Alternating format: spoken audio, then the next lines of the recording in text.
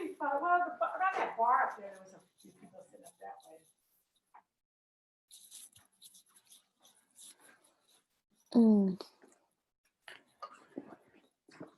Lindsay's having a baby girl. Yep.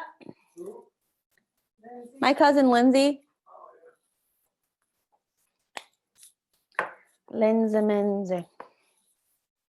Oh, there's a picture of her pregnant. Okay, I'm going on. Okay. Yeah, you can be here.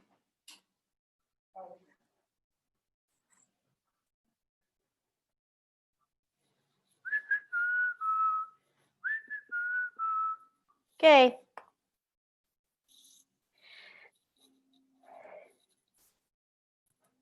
Yay! Welcome to the coaching call, everyone.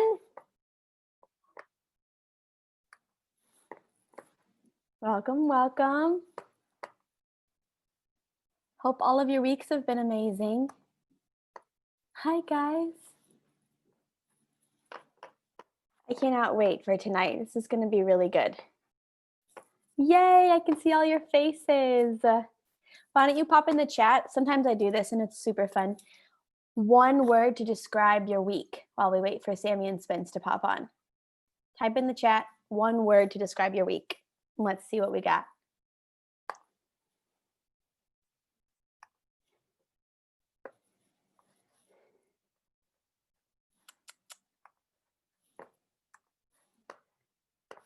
There we go. Hi, guys. Hello. Woo-hoo. Hello, hello, hello. They're all typing in one word that described their week.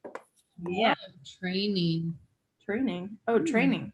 Busy, connected, faith-filled, Productive. adventurous. Adventurous. That's a fun one. Intense, roller coaster.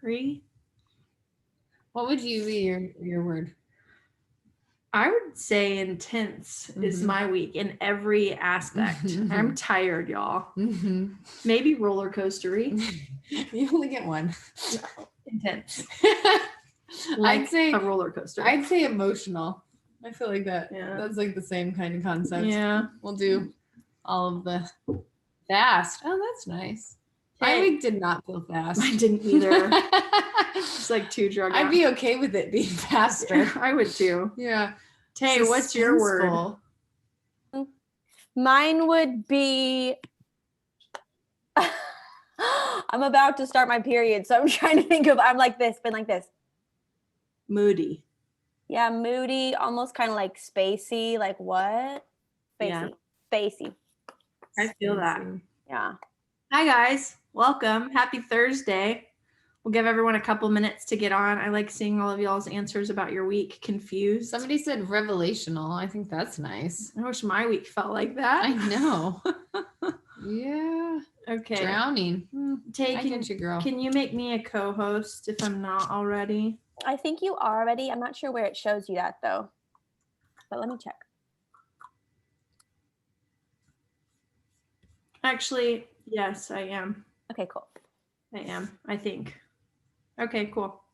Hello everyone. Welcome. If this is your first week, before I welcome you, you're like, who dis? Who that girl? Who dat girl? This is Abby Stumvault. She's one of my best friends, and she's also a guru ninja in the emotional health space. She's met with thousands of clients That's true. for many years, Mm-hmm. is phenomenal at what she does, That's so true. has been a huge forerunner. It is. She's like, I'm freaking confident in this. I said I was joking, but also it's true. She's been a huge forerunner, though, in the emotional health space, even for me and Spence. Her husband changed Spencer's life, and Spencer changed my life. And so she's been a part of the ripple effect. So if you don't know who Abby Stumvault is, here she is. And you can also hear more from her and Justin. They have a podcast called The Connected Life. The Connected Life. Mhm. So you guys should look it up if you don't know what that is. It might help you build a little bit of trust with her too outside of these calls, because she's usually on. Maria! I know Do you know her? I do. So fun. We worked together like 10 years ago. Did you really? Where? Yeah, at Bethel. Oh, what the heck? I know. So sorry. That was like I was so surprised. So fun. Small world. She's got a phenomenal podcast. She'll be here with us usually every other week. Yeah. Unless I'm traveling and she can't be on it with me. So that's just her welcome and her Thank you. warm up intro. If you don't know who Mm. she is, if this is your first week, here's why I thought that I wasn't a host, because I couldn't see everyone's names. Oh, there they are. I feel more confident in my abilities now. Okay. If this is your first week, would you wave at the camera so I could say hi to you? And then would you throw in the chat box and say, I'm a newbie? I want to welcome you. We're so glad to have you. Oh, Someone can't hear anything. Why is this not just going down? It just doesn't. You Oh. got to scroll. Oh. Welcome, Ange. I think Ang? is it Ang? Ange? Ange? Angie? Ang? Angie. Could be Angie. We're She's trying. probably hating us. I She's know, like, I'm sorry. "Ugh." I want to say your name right. Welcome, Ange. Welcome, Alyssa and Mindy and Colleen. Welcome, Melissa and Eva or Ava? Eva. I'm going to go with that one. And Bethany and, Ange, short for, Ange, cute. I like that. I like it too. Welcome, Sydney. We're glad to have you guys. Thanks for joining us. Yeah. We're going to get into questions in just a couple minutes, but I thought we could start with a little bit of prayer. We can butter you up, Ooh. get you all like connected and feeling like a little less awkward and anxious Yeah. right now. You don't have to feel that awkward because you're not the one talking the whole time. That's good news. So first, I would love for everyone to close their eyes and put your hand on your heart.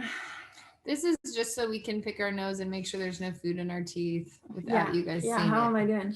So good. Okay, good. I didn't think about that. I just joke about with all my clients that I make them close their eyes so I can gotta do take care of things. myself Yeah, really I quick. know. All right, with your eyes closed and your hand on your heart, I'd love for you to take a good deep breath. As big as you can, and I want you to keep breathing. Keep taking deep breaths.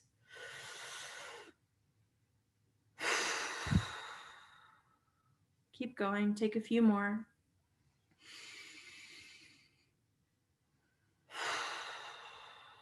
And as you keep breathing, I just want to remind you, for anyone who feels weird about breathing is actually just a really good way to get you connected to yourself and back into your body. A lot of the time with busyness and with emotional pain and with process and with disconnect that we go through, a lot of us tense up, we get disconnected, we get shut down, and a lot of the time, to protect ourselves from what we're feeling, we leave our bodies. And so breathing is a really good way to settle back in.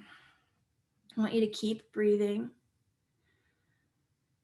And right now, I just want to remind you that you have permission to be exactly where you're at right now. Whatever state you're in, whatever you're thinking and feeling, whatever you've been processing this week, whatever pain or disconnect you've gone through this week, it's okay for you to be right where you're at. There's nothing wrong with what you're experiencing. Your feelings aren't bad. They're not wrong, and they're not a sign that you're broken. They're not a sign that there's something uniquely wrong with you. You're allowed to be right where you're at right now. And with your hand on your heart, I just want you to say out loud to yourself, I'm allowed to be right where I'm at. I want you to say, I don't have to fix it. I don't have to run away from it. I also don't have to face it. I'm here because I want to be. I'm here because I matter. What I'm processing matters. What I'm feeling matters. And I'm not going to be stuck here forever. I'm not going to feel like this forever. Tomorrow's a different day. And there's newness ahead of me. And there's hope in front of me. So, heart, you're allowed to be right where you're at. You're not a project. And any pressure I've put on you to be in a place that you're not in, I'm sorry. And I'm taking the pressure and expectations off.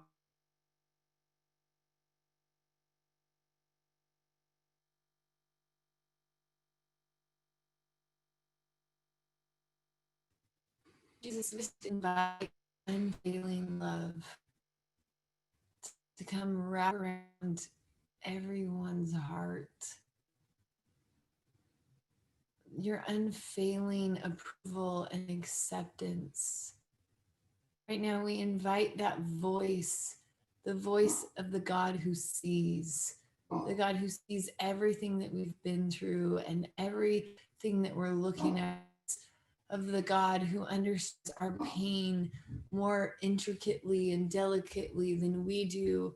We invite that voice, God, to come and break through all of the clutter and all of the noise around us, that every place where people are feeling disconnected from you because of the pain that's coming up, I ask that you would come right in the middle of the pain with them. Any places where people feel disconnected from you because they didn't know that you're the most loving and the most kind and the most tender companion, we ask that you would come with your compassion and your tenderness.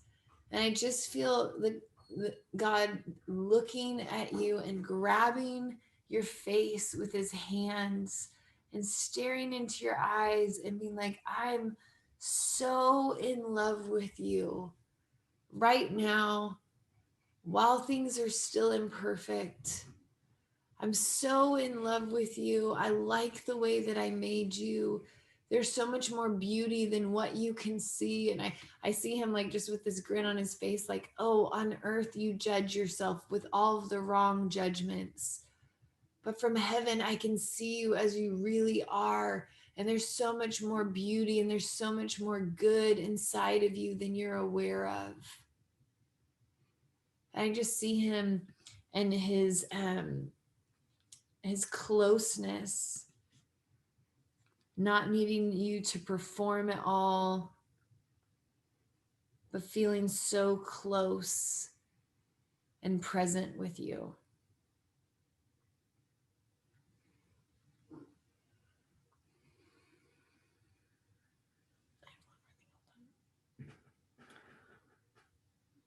And I want you guys to ask God right now while you're in this place, God, where are you moving in my life?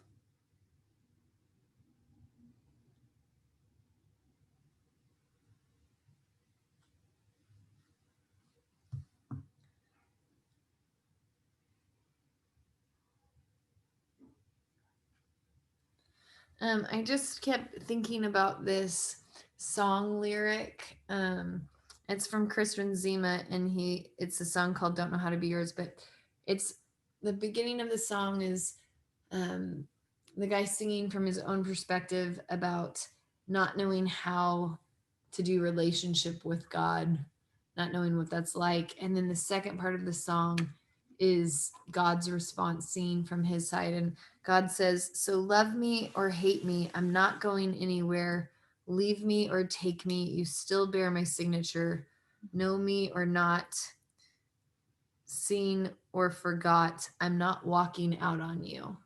And I was just thinking about the words that, like, no matter where you're at on your journey, like the signature of God is like literally carved into your DNA, that you actually are his fully and completely, whether you are having the best time with him or you're wrestling with him, whether you're acknowledging him or ignoring him, whether you're with him or not, there's this deep part of you that is always a part of him.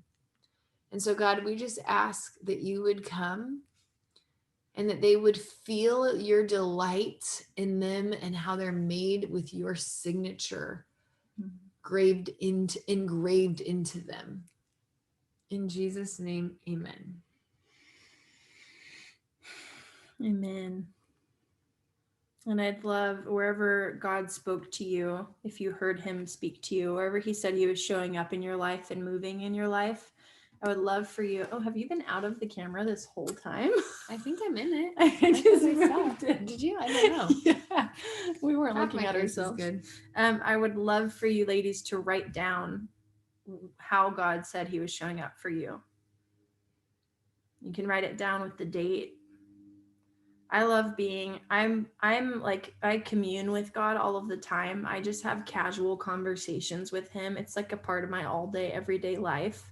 But I try to be really intentional personally to write things down that he's saying, because in moments where I feel disconnected, or if I enter into a season where I'm feeling a little bit of hopelessness creep in, or if I'm in a season where I'm confronting a lot of pain, it really, really helps me to be able to look back, whether it was a week ago, a month ago, or a year ago, to the thing that God said. And it anchors me. It's like it tethers me back into truth. And sometimes it pulls me back into the connection with him that I had cultivated before, if I'm feeling disconnected presently. And so obviously you guys never have to write things down whenever I tell you to, but it's a love language for me to be able to get reconnected to the things that God's speaking in me, so that I can remember how he's moving and that he's been showing up, that he's been involved all along, that he's been pursuing me all along. And for those of you who are new to this healing journey, maybe you don't feel like you hear God. Maybe it feels hard for you to be connected to God or to sense God. That's okay. A part of this journey and getting you connected to your heart, you will naturally awaken and get sensitive to his voice, because we're going to be removing some of those things that have disconnected you. And so if you didn't hear God in any way, sometimes our pain is the thing that just disconnects us from him. And that's okay. There's nothing wrong with you. You're not broken. You're in a space where your heart is needing a lot of love and attention, and that's okay. Connection with him will come. I just want to give you that reminder. Cool. We're going to get started. Is Madison Rose here? Oh my goodness, yes. Cute. Oh my goodness. Oh my goodness. Hi, Madison. Lottery. Say that again. That I feel like I won the lottery. I made it. You're cute. How are you doing today? Better, a little bit better, but still feeling a little heavy-hearted. So I'm glad that God called on me right now. I love that. So Madison, you wrote in, you were saying you'd love coaching and forgiving yourself for not, and Madison, I might just have you mute yourself when you're not sharing and then unmute yourself, because sometimes microphones compete and get weird. You said, I'd love coaching on forgiving myself for not standing for what your heart needed to voice in your recent breakup. How can you forgive yourself for being avoidant of conflict and confrontation when things get tough? That is a very good question and a really good process that you're on. So first, I love that. And is there anything that you want to add to that? I mean, yeah, I recently just went through a breakup, and the thing is, I realized that I'm the one that sabotages all of my relationships. Like, if I feel fearful of something, then I will sabotage it in order to justify my fear, basically. And then I feel worse afterwards because my fear became true because I manifested it in a way, So yeah, I'm just in a state of forgiving myself because I feel like I left someone that meant a lot to me, but I did it because I was scared. And yeah. What was the thing that you felt the most afraid of that you were trying to protect yourself from? A little backstory. I lived with my ex and our roommates, and we were all friends. And I had really, really strong comparison issues and jealousy tendencies towards our roommate's girlfriend. And I didn't know how to share that with my boyfriend at the time. I just kept it to myself, and I felt really dishonest for not saying how I felt. And it was in no way of me hating on her. It was just because I felt so insecure about myself that I just didn't even want to be in that house a lot of times. And so my thing was to just run away. So I ran away, basically. I left, and then I had the courage to go back to the house to kind of, like ask for forgiveness. But my ex totally avoided me, but I had a chance to speak to the girl, and I told her, I was like, I'm so sorry if you felt anything weird with me. I was like, at the time I was feeling really insecure, and I just didn't know how to say that to you guys. And she took it really nicely. She was like, I'm sorry, I didn't know that. And then afterwards, I seen on Instagram that she posted like a picture saying, like to let go of people that bring you poison in your life. And I was like, oh, okay, well, that's probably towards me, but it's okay.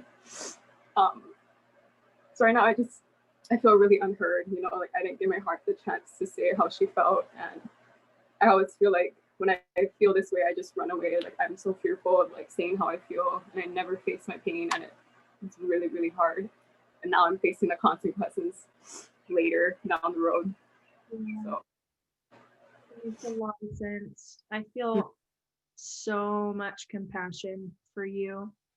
I love how honest you are. I love how honest you're being with yourself. I feel a lot of compassion for how you handled it. It makes a lot of sense to me that it just felt scary. Your heart was just really afraid, and sounds like you shut down and run away, which I've totally done in the past many times. And I feel a lot of compassion for that, because it's a really powerless feeling. It's a trapping feeling. Like I can't get the thing that I need. I can't get the connection that I want. I can't even take care of myself. I don't get to feel heard. I don't get to feel seen. I don't get to feel known. And so I feel a lot of empathy for you. I would love to ask one more question. For example, if you got the courage to share with him in the past your insecurities that you were having and the jealousy you were feeling, what are you afraid of in sharing? What feels scary about that in your worst case scenario?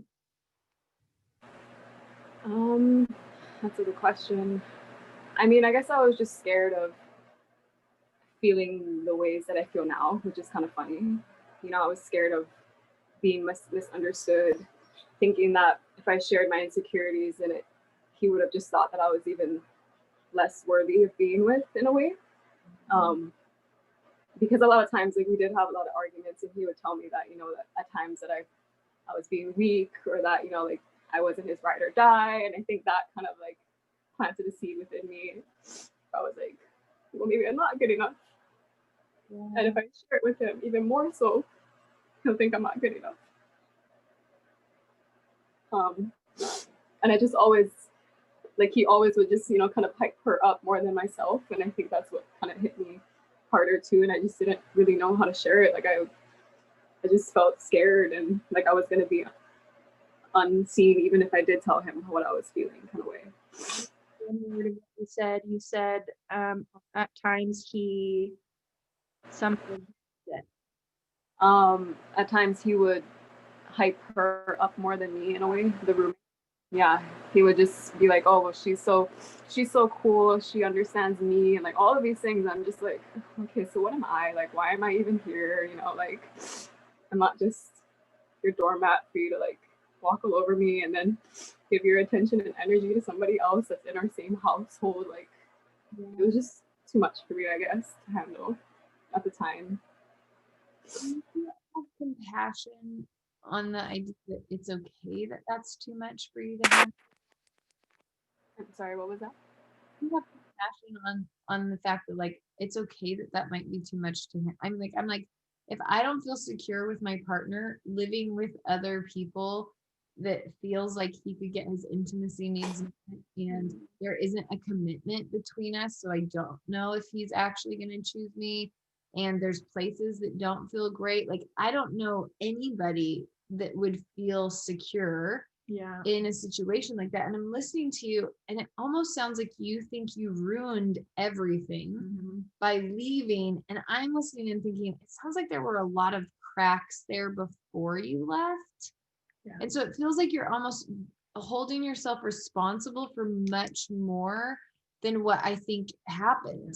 You're taking a lot of ownership. I hear that too. You were saying I sabotage relationships, I run away, I don't give myself a voice, and I bailed on this relationship.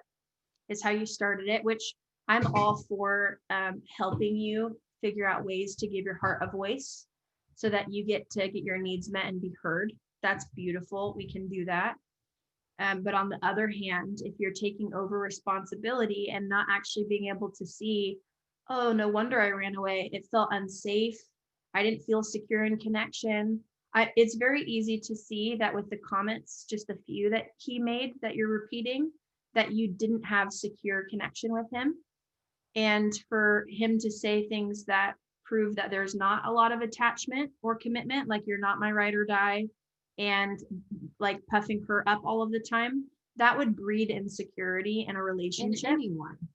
And so, yeah, I see that too. And it makes a lot of sense that you would do the things that you did, because it sounds like it wasn't a secure relationship. But what are your thoughts just based off of what Abby shared with you? Yeah, I agree with that 100%. I know I have been putting a lot of the blame on myself because I am the one that left, but you guys are right. I mean, there was a lot before me leaving that was rocky to begin with. But I think just because I'm the one that pulled the trigger, it's like all on me in a way. But you're right. I am taking over responsibility, and I think I do that because I just have a big heart. You know, like I care for everybody, and I hate hurting other people. But then I'm the one hurting too. So yeah, it makes sense. That really does make sense. I am putting a lot of pressure on myself, and I think I'm just scared because actually, Sammy, I live in Maui. I'm born and raised here, and it's a really small island, so everybody knows everybody, and I think it's just that like gets to me too, like having to walk around and see everybody that we knew and connect with them, and I'm just like, this is too much sometimes. Yeah. It sounds like you feel a lot of shame, like everybody's gonna think you're the bad one. It's really painful. It's really, really hard to be the one person that feels ousted in a group. Mm-hmm. And to feel like you're the one person that they aren't actually understanding. Makes a lot of sense. Do you want to do it or you want me to? I'm going to mute us really quick.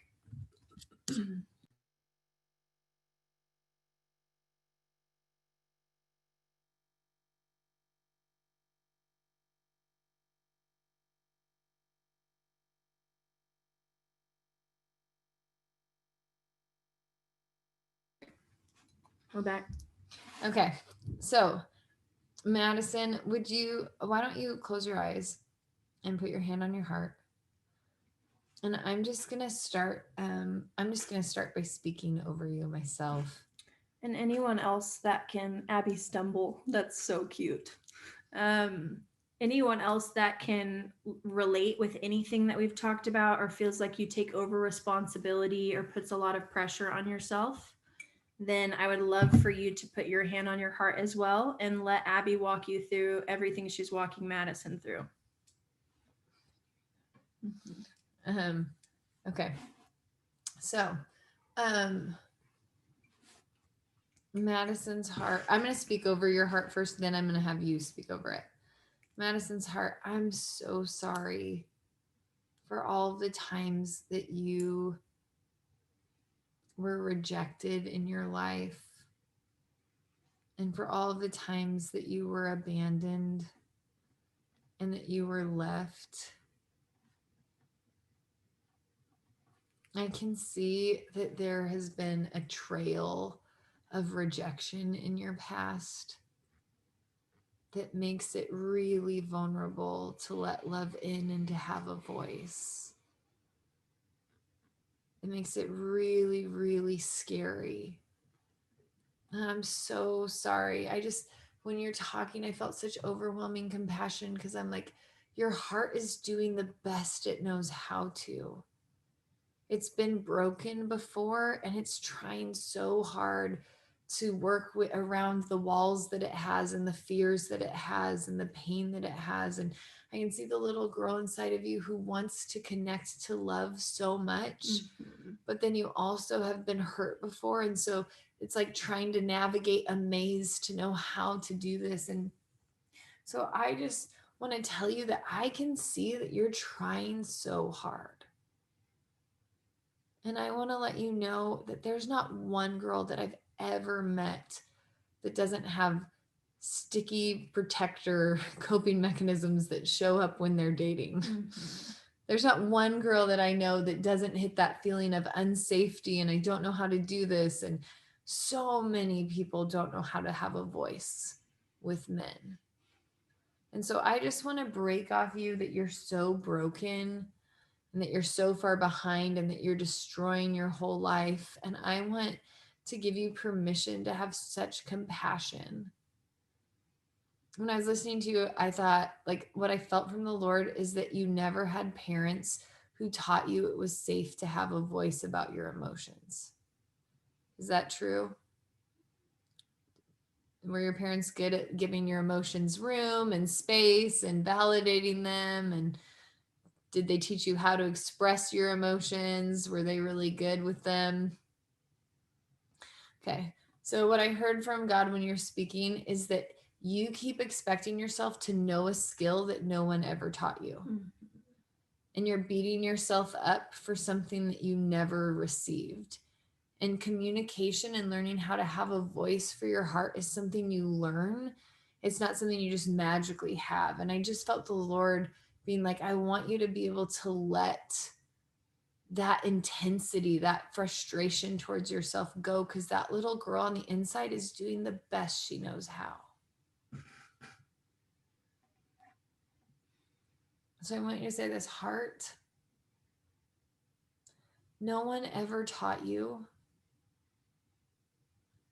how to have a voice for your emotions,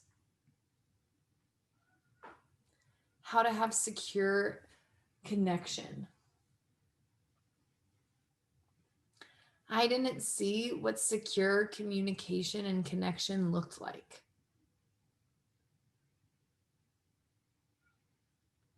And so you don't know how to do that. And that's okay. It's not your fault that you didn't learn that. I'm so proud of you for breaking generational cycles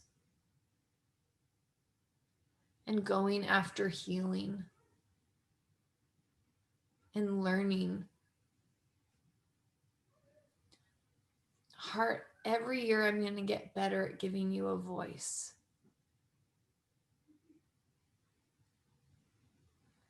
But if it takes you a while to learn, that's okay. You deserve patience and kindness from me. I'm so sorry that I turned on you and told you that you should know this already. Because you're doing the best you can with what you've been taught. Heart, the truth is, this relationship had huge cracks before I left.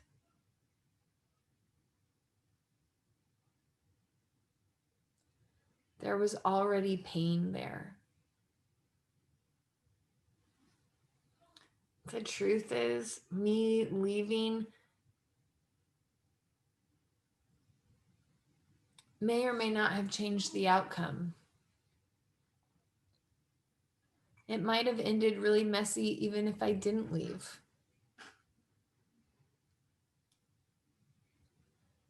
So I break the lie that my decision ruined everything.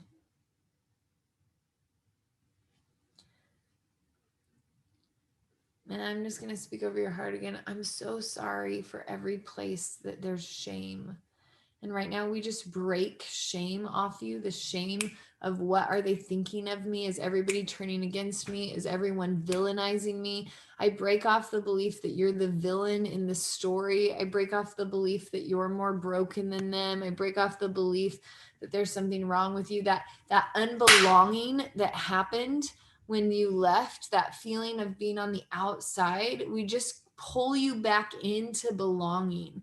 We say that you belong here and that you're wanted here and that you matter here and that you're loved here and that when you're known, you're lovable. And I break the lie that you're always going to sabotage relationships. That's not actually true. You're learning to accept love more every day.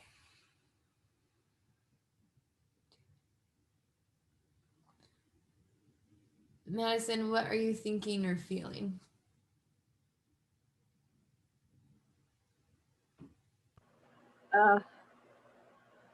I'm feeling better, that's for sure. Because everything that you've said is what my heart's been feeling.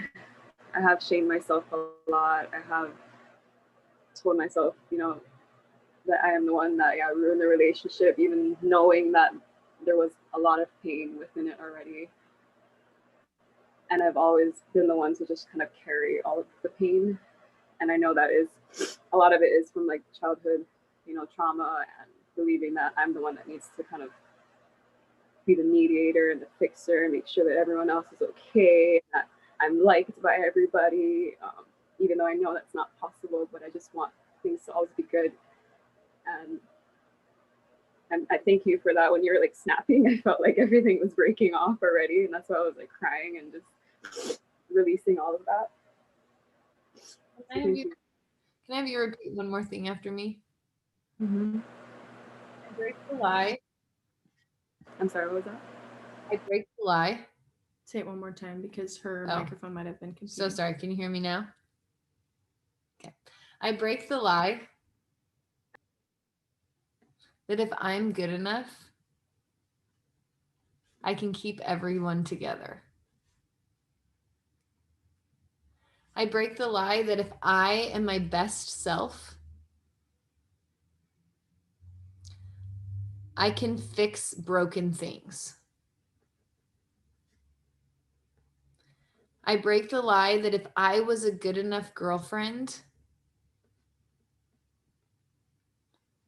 I could have fixed all of my boyfriend's issues.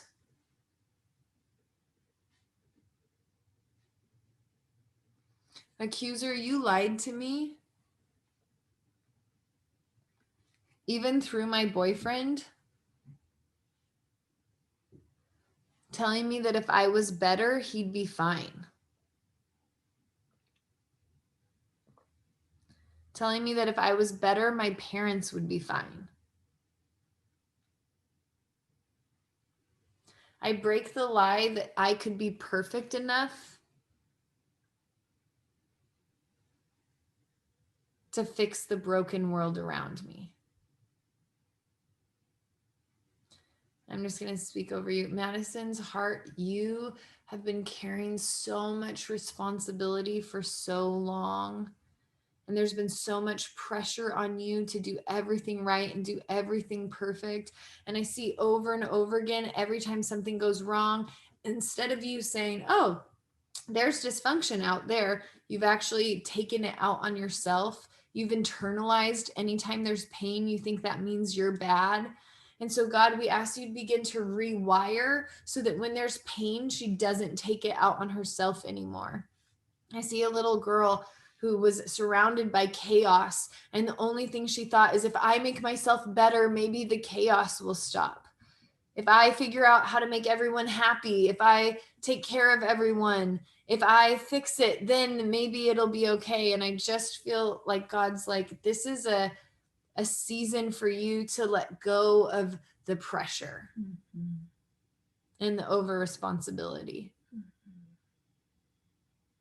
And I give you permission to put some responsibility back on his shoulders and be like, part of why I felt unsafe, part of it is my own things, and part of it is him not creating safety. We co-created an unsafe place, and I don't take all of the responsibility for that.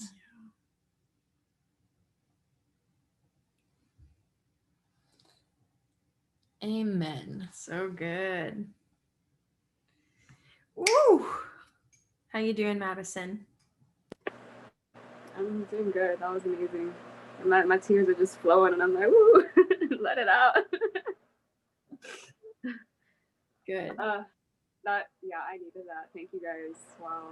I didn't realize that I was taking over responsibility. You know, I guess in my sense, I just was trying to, be the best for everybody else. I didn't realize that really.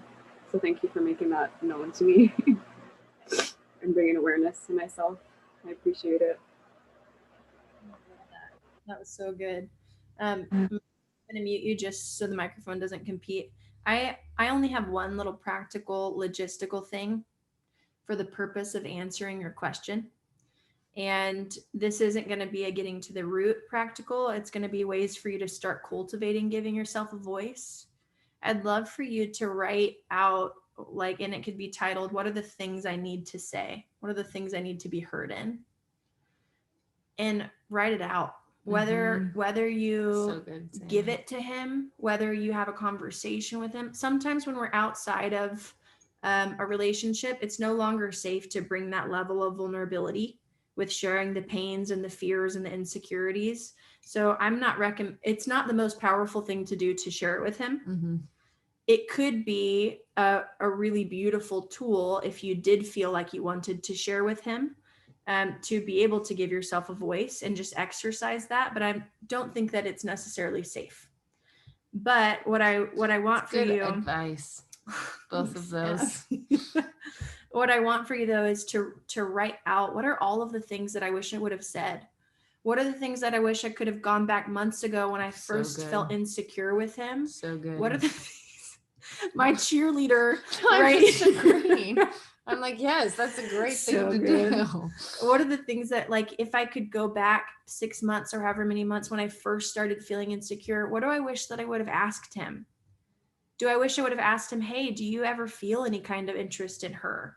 Because by the things that you share, sometimes I wonder if you do feel attracted to her, or if you do desire to be around her more than me because of how I hear you affirm her. And maybe I'm just being insecure. Like, write out some of those things. Like, if I could go back in time, how would I want to give myself a voice? And I'm at least going to write it on paper.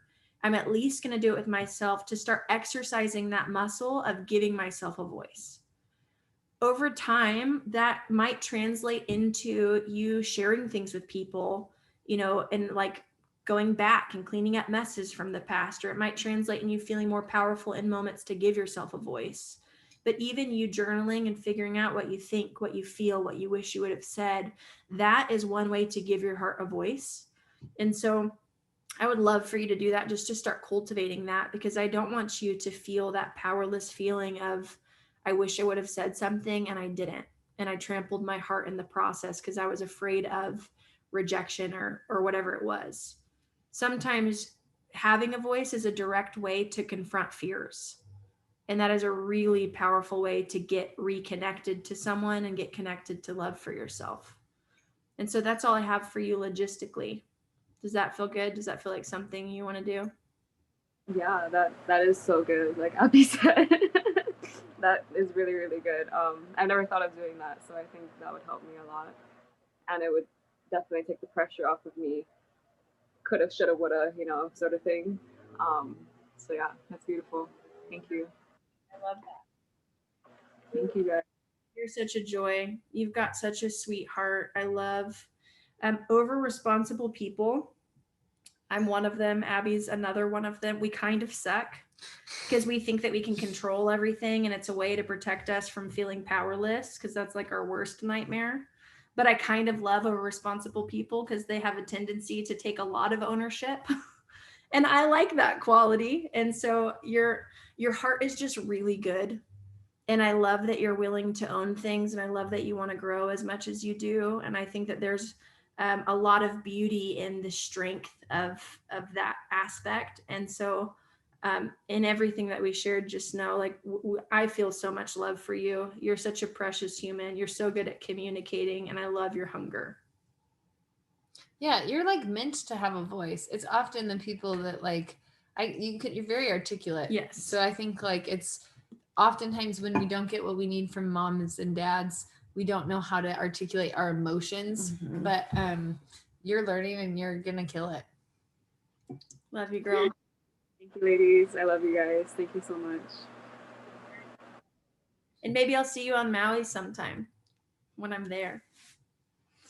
Someone asked, would you suggest the same thing if you're still in the relationship and have a lot of shame and hurt for sticking up for your heart in the past? I think the goal is learning how to communicate always openly, but figuring out how to do it where you're not like, I just say, I'm terrified to share my feelings with you because I have a lot of walls and fears. I'm afraid that whatever you're I'm afraid of. that you'll think I'm weak if I share my insecurities with you. I'm afraid that you'll think that I'm afraid that if I share that you'll think that I'm not worthy of relationship with you, or whatever your fears are, sharing those and then saying like, but I want to communicate and I want to let you in, because if not, I know I'm going to harbor pain and I don't want that to blow up later on. I'd rather us just get good at sharing things when they're small. Yeah. I think a great way for communication is to share fears, because on one hand, it disarms the other person and it helps them, if they're good at any level of relationship and communication and emotions. Let me just disclaim it. It can help disarm that person and help them be more tender with you. And I think disarm some of those weird beliefs that creep in, because people do have beliefs that pain is weakness, that insecurity is weakness, but it's because they're terrified of their own pain and their own insecurity and they project it onto you. Yeah. So yeah, I think sharing that stuff in relationship is wonderful, and especially sharing things when it's small, when it's a small thing, and catching it before it turns into a big thing. Makes it easier. Whatever you don't address is going to keep growing and growing and growing until it eventually comes out. And so normalizing pain and fears and normalizing communication about it, I think, is an amazing way to create more connection and create more connection. So I didn't have another option. Was that helpful for you ladies? I'm seeing a lot of things in the comments. Yeah. How many, will you wave at the camera if that resonated with you or you got anything out of it? Yay. I love that. Isn't it crazy how one person's thing can be relevant to so many? It really is wild. I love that. You get to feel that thing of like, oh, I'm actually not alone in this. I'm normal. I'm normal. I'm not uniquely broken and dysfunctional. Okay. Is Jessica Pease here? Jessica. Hi. Hi. How are we doing? How are you? A little nervous. Yeah. Not yeah, I've been on a couple of your calls already, but never thought I'd actually get picked. So yeah. So cute. Jessica, so you wrote in, you said, I feel guilty and ashamed of myself for what you've been through. You're nervous to open up with homework week 1 and to share one thing that no one knows about you. You're wondering if this is causing procrastination in you to move forward, and you would love breakthrough in this area. So you said, I feel guilty and ashamed of myself for what I've been through, and I'm too nervous to open up. Sorry, I'm digesting it as I'm reading it. It's fine. Anything else that you want to share about that? It's actually kind of ironic that you picked me for this tonight, because I literally just posted talking about this on the Facebook group because I was like procrastinate. Like I don't know if it was just because I was scared to share it, because I didn't feel like I had a safe person to kind of share it with. Because again, I feel very guilty for doing the things that I've been doing, even though I know that like I don't want to do them, but yeah, I do them anyway. It's really weird feeling. It's kind of like an out of body experience almost, where it's like my body's doing one thing, but my mind and heart are like, what are you doing? I guess to kind of explain on what that is, in case you hadn't seen the post, the one thing I have been really nervous on sharing about is I this is hard to say. I back in November, I had broken up with a really serious and long relationship, and I mean, we had known each other for so long. Like, we were friends for many, many years before we decided to be together. And then over the last couple of years, we just had a lot of struggles. Mainly intimately was a big thing, especially for him. And for me, it was just, I think it was just a lot of stress, mostly because we had a lot going on. Like, I was working 2 jobs, and then we were moving back from California back home to where we lived in Indiana, and trying to find a new place. And then on top of figuring out relationship stuff, I just couldn't emotionally, physically, I couldn't do it. I felt like I just couldn't be present for him, like, at all, for what he needed. And so I was like, okay, I just need to take a break. That was like the hardest thing I had to do. But what makes me, I guess, ashamed of what I did, like, after that, was like 2 weeks after we had broken up, I was feeling great. I felt like I was getting back to being more myself, and getting back on track with just getting used to my new jobs. And an old friend had reached out to me, and we hadn't talked in a long time, and him and I just started talking. But one thing led to another, and we started talking like a lot of sexual things, and it just kept progressing, and it's happened on more than one occasion. And I just am like, why am I doing that? Like, especially after being in such a long relationship with someone, like, why would I automatically just go to that? Like, am I trying to fill a void? Am I feeling like I need connection of some sort? Like, I don't really understand, like, why I would do that. And I felt so guilty. Like, I never felt good, like, after the fact, because it's like the guy would come, we would do our thing, and then he would leave. So it's just kind of like, all right, I guess I'm just used for one purpose and one purpose alone. And but yeah, I keep going back to that. Like, I just automatically get drawn into anyone who shows attention to me in that way. And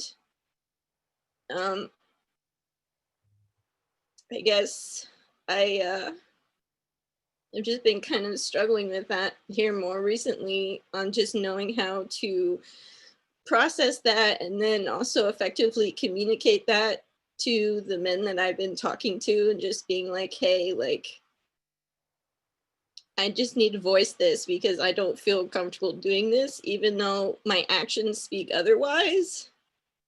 So sorry, that was a long-winded explanation, but yeah, there's just a lot of guilt in that, and I'm not really sure how to process that. Well, first, Jessica, you are so brave. Yeah. Not only did you confront a huge pain that you had and a lot of shame and guilt that you were feeling by doing a live, now you're in front of 136 women, which, ladies, if you have ever done anything remotely close to what Jessica did, will you wave your hand at the camera? Because I did when I was back in my day. Oh, yeah. alone. It doesn't condone behavior. It's not like we all do it. This is a good thing. It's not for that. It's like we've all had pain. We've all filled voids. We've all made messes. If we didn't do it with sex or fooling around, we did it with food or with TV or with working out or with whatever it is. They're all the same thing. You're not alone, but you just confronted a huge fear.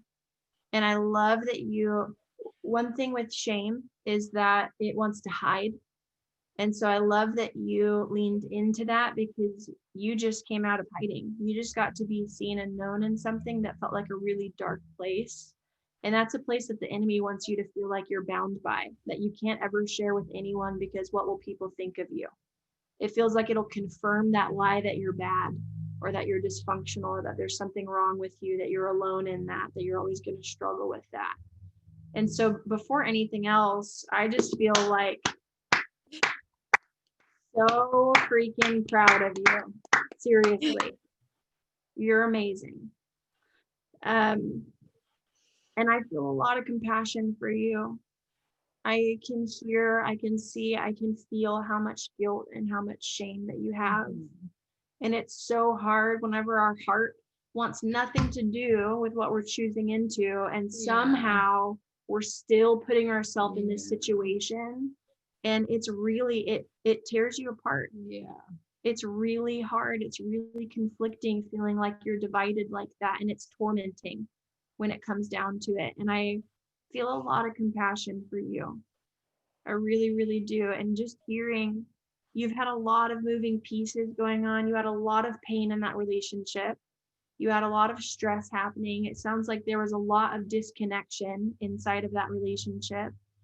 And it makes a lot of sense that you would have voids that you want to fill. It makes sense that you would be craving connection, that you'd be craving intimacy and comfort and safety. Stability, like security, being wanted.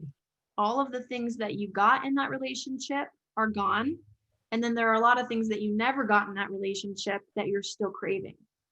And so to me, it makes a lot of sense that you would go to something like that to try to fill that and try to meet those needs. And we all do that. The truth is we all have needs and they're going to be met regardless of how they are met. It's just figuring out a way to effectively meet it in a way that will actually fulfill that thing in you. Because obviously, as you know, it temporarily fills and then it feels empty again. And then you're depleted and then you feel shame. You feel shut down and then you are at a deficit again. And then you're like, how can I get this thing filled again? Okay, I'll go to the last thing that I knew that at least temporarily filled it because it's better than not getting it met at all. So everything that you're saying makes a lot of sense. And I just feel a lot of compassion for you and you're not alone in this. Thank you. Can I ask just one question that I didn't catch? You said you had intimacy issues with your boyfriend before you broke up, or he had intimacy issues?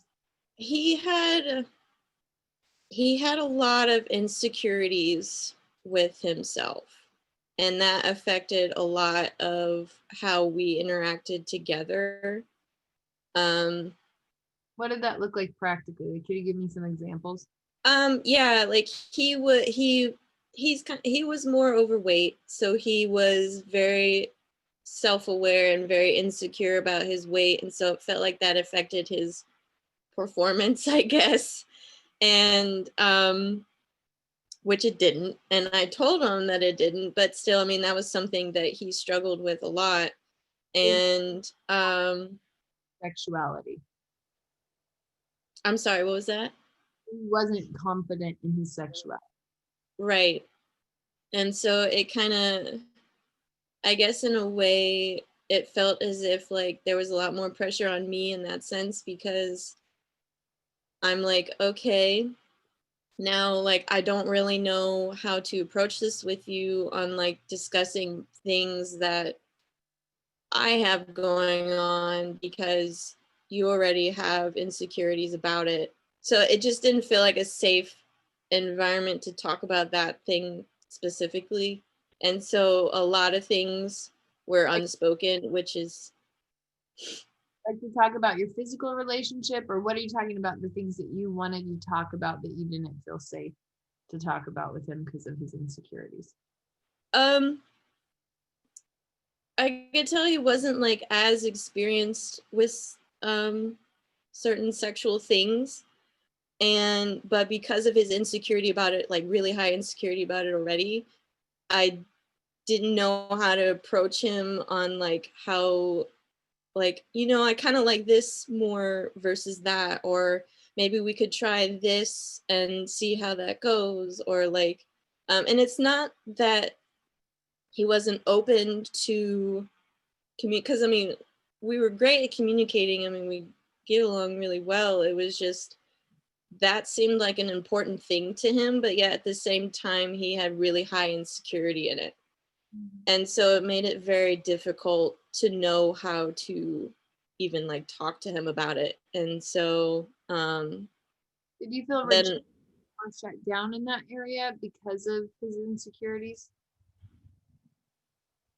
I felt like he did. I know I did. And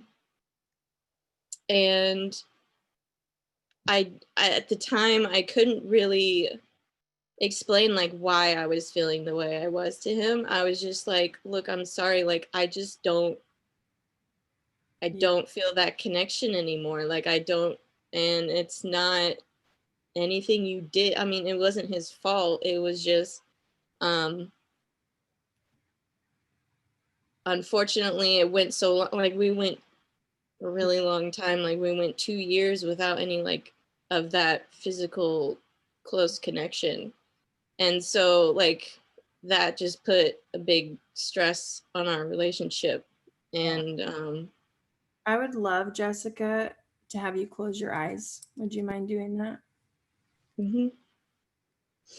I'd love to have you close your eyes, and I'd love for you to get connected to those feelings that you feel after you've gone to using sex to fill those voids.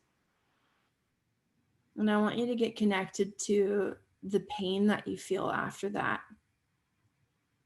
That frustration, that hopelessness, that pain and fear of, I don't know, maybe it sounds like I'm afraid that my needs are never going to be met.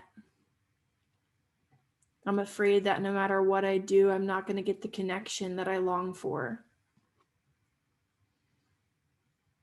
I'm so afraid that I'll never get the emotional connection that I long for, and that I'll only be able to find it in sex. And then I'm afraid that if I find it in sex, that that's not going to be satisfying or fulfilling either. And that no matter what I do, I'm never going to know how to get my needs met. Maybe that pain sounds like I feel so afraid that I'm always going to feel alone. I feel so afraid that, like in that relationship that I had with that guy where we were close friends for such a long time and we were together for years, that I'm going to try and try and try and my needs still aren't going to get met, that I'm never going to feel satisfied, that there's not going to be someone there to take care of me. Is any of that resonating with you as I say it, Jessica? Yeah. Jessica, what I see is that there's a little girl in you that for years with mom and dad, for years in her family, she felt so out of place. She felt so like she didn't belong. And every time mom and dad weren't present with her and didn't meet her needs and didn't connect with her, it feels like it hammered in that nail of, I am out of place and I don't belong here and my needs are never going to get met. I'm going to be surrounded by people and feel totally alone. I'm not going to get the love that I need. I won't get to feel full. I won't get to feel satisfied. I'm going to have to live a life without. And those wounds only got bigger when you went out into the world and tried to have relationship with people. And everywhere you've looked, it feels like it still hasn't been the thing that you needed. It doesn't mean that there's something wrong with other people. The way it sounds like you've perceived it is that there's something wrong with you. That my needs just won't ever get met. When you're in this place, Jessica, could you put some words to some of what you're feeling, even if it's something that I already shared?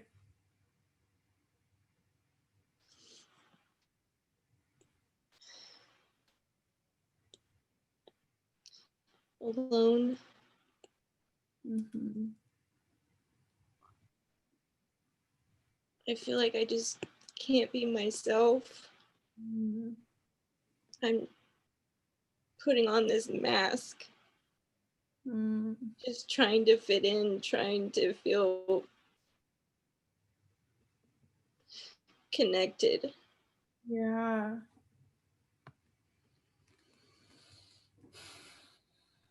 That makes sense. That sounds so lonely, Jessica. It sounds so scary to feel so alone for so many years and have no idea how to get out. That aloneness feels like a big black hole. I'm sure that black hole feels so daunting that it's so easy to violate your heart in those moments just to get connection. Yeah. It's felt so easy. Sex has felt like such an easy option because that black hole from your whole life of Yeah. aloneness feels like I feel so powerless in this area. I have Yeah. no idea how to get my needs. I have no idea how to get connection. I don't know how to not feel alone. I don't know how to feel like I fit in, like I belong, like I matter. And so sex feels like an easy, practical way to remind me, even if it's just for a few minutes, that at least for right now, I don't have to feel alone. Mm. And so, of course, you would violate your heart in a moment. Of course, you would do that. Anyone would. It makes so much sense Yeah. because you felt powerless for so many years. And Jessica, I want you to think of a moment in your childhood where you first remember that feeling of like, I'm alone and I don't fit in. Or where you had pain and you started believing I have to put a mask on in order to get belonging or connection. And when you can think of a moment, I'd love for you to share it with me.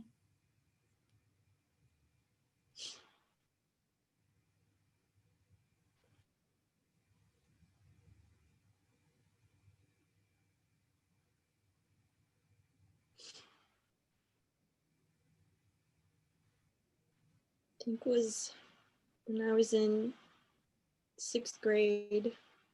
So I was really young. I I expressed interest in a kid that I really liked at school,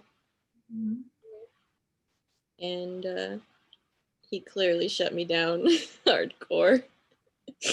I laugh because it was just funny how I approached him, um, with little notes of like hints of like who I was.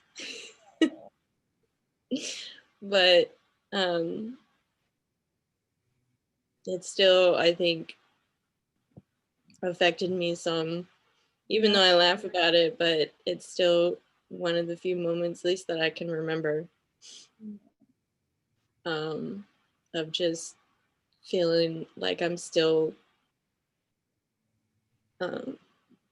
not wanted, or I'm not pretty enough, or Yeah. um,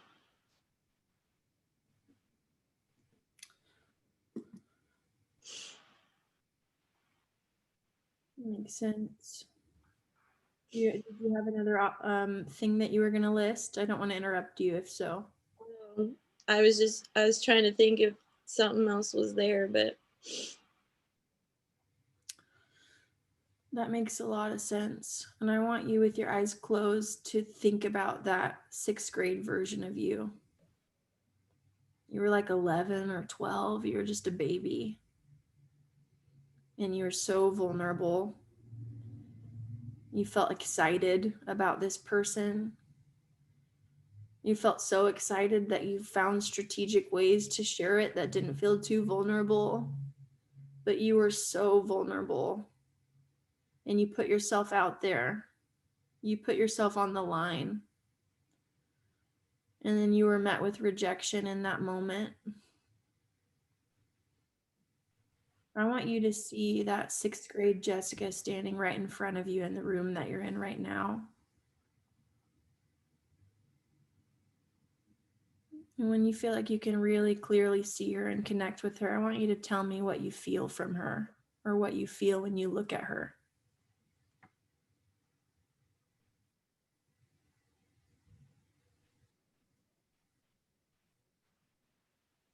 Really extremely embarrassed.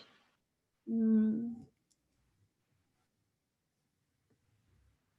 do you feel embarrassed about? I guess putting myself out there and knowing that after he knows how I feel about him, I still have to go see him tomorrow and Yeah. he'll know. Yeah. Jessica, what does that say about you that you put yourself out there and got rejected? What'd you start believing about yourself?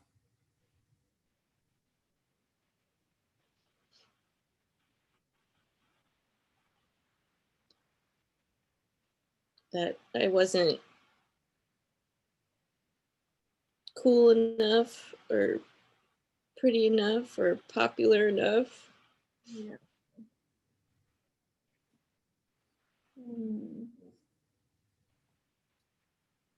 want you to get present with the fact that you have a 12-year-old little girl standing in front of you who just went through so much pain and so much rejection. And now, on top of that, there was a decision made about her that she wasn't pretty enough, she wasn't smart enough, she wasn't wanted, she wasn't popular, she wasn't cool. As if the rejection from the guy wasn't enough, now there are all these conclusions being made about her. And the truth is, Jessica, that you only did it in an attempt to protect her from pain moving forward. But it hasn't worked. Deciding those things about yourself, it wasn't effective. It didn't prevent pain from happening, and it never made anything better or easier. The truth is, Jessica, is whenever 12-year-old you got rejected by that boy, you decided to reject yourself. You decided that there was something wrong with you. You broke connection with her. She was already feeling disconnected before that because the people in her life didn't know how to meet her needs.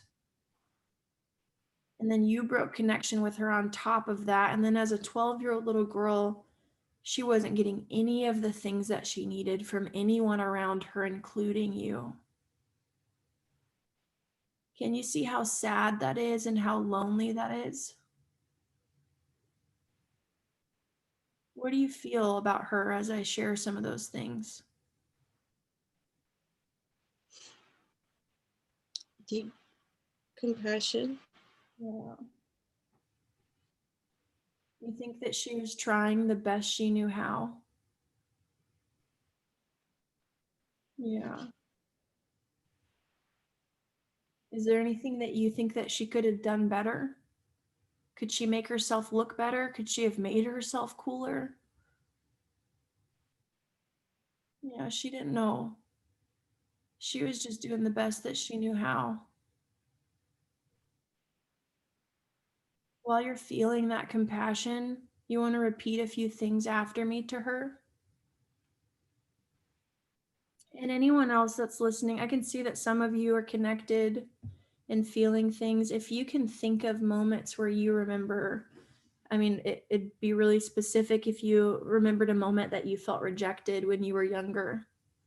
If you can get connected to that moment and see yourself at that age when you got rejected, I'd love for you to engage in this too. And close your eyes. And then you can repeat after me as well and just speak things to yourself. Because the truth is, for all of us, at some point in time, because of pain, we broke connection with ourselves. We shamed ourselves. We judged ourselves. We rejected ourselves.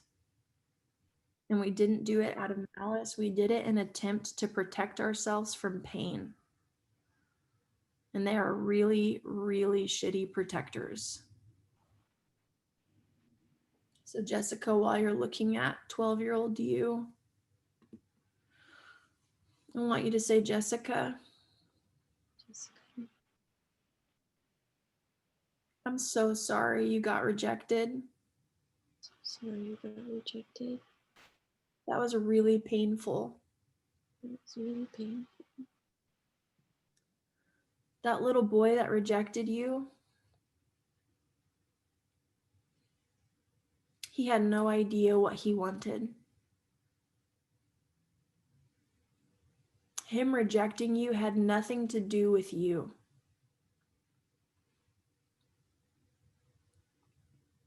It had nothing to do with you. You weren't the problem. But that day I decided that I was going to reject you too.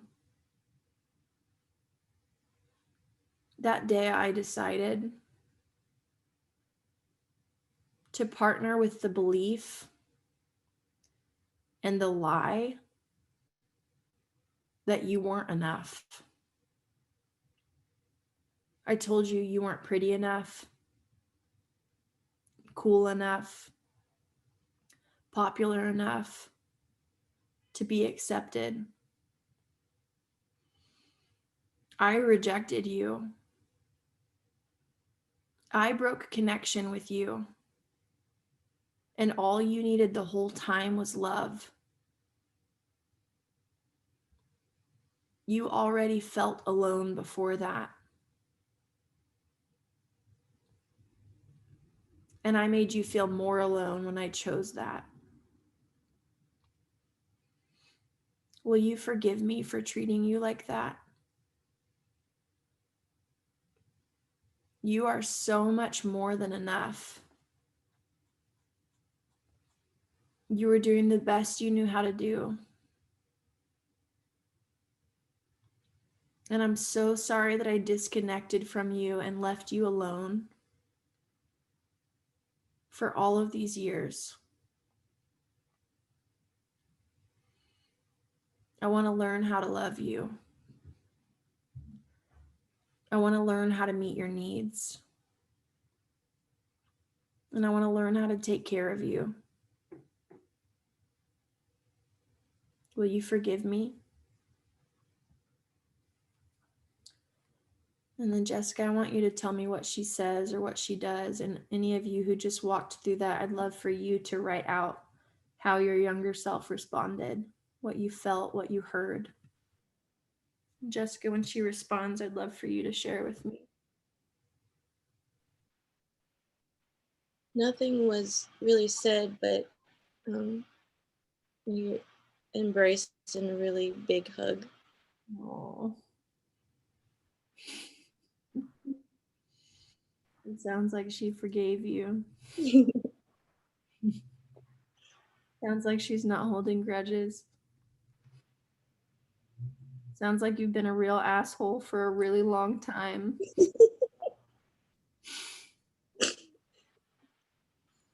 How are you feeling? Better. I feel like a weight's kind of been lifted. I don't feel as heavy or shameful about it.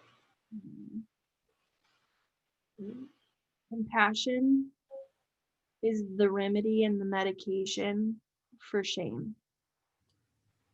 So anytime that you start feeling that icky feeling of shame creep on and that heaviness for the thing that you did, if you can find a way to connect to compassion, it will change everything. Because the truth always is, like the thing that Jesus said when he was hanging on the cross, after he was just ripped apart and shamed was, "Forgive them, Father, they don't know what they're doing."